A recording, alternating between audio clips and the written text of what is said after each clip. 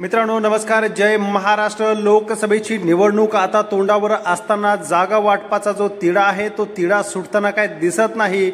त्याचबरोबर ज्या 13 खासदारांनी उद्धव ठाकरेंची साथ सोडत आपलं राजकीय करिअर पणाला लावलं आणि मुख्यमंत्री एकनाथ शिंदे यांची साथ दिली, त्याच आता खासदारांना आपलं तिकीट गमवायची वेळ आलेली आहे। हिंदुत्वासाठी बाहेर पडलो असं बोलणारे आता विकास निधी मिळत नव्हता हे सांगतायत।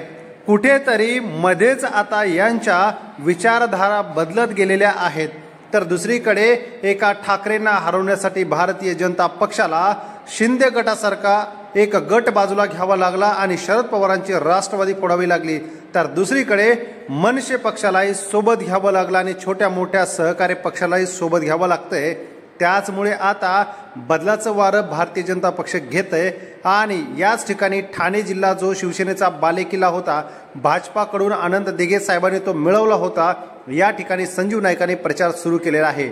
एकीकडे ठाकरेंचे निष्ठावंत राजन विचारे निवडणूक लढत आहेत, तर दुसरीकडे नवी मुंबईमध्ये प्राबल्य असणारे गणेश नाईक यांचे ज्येष्ठ पुत्र संजीव नाईक यांनी प्रचारही सुरू केलेला आहे। जो शिवसेनेचा बालेकिल्ला होता ठाणे जिल्हा, त्यावरती भाजपने आता ताबा मिळवलाय की काय असा प्रश्नही पडतोय।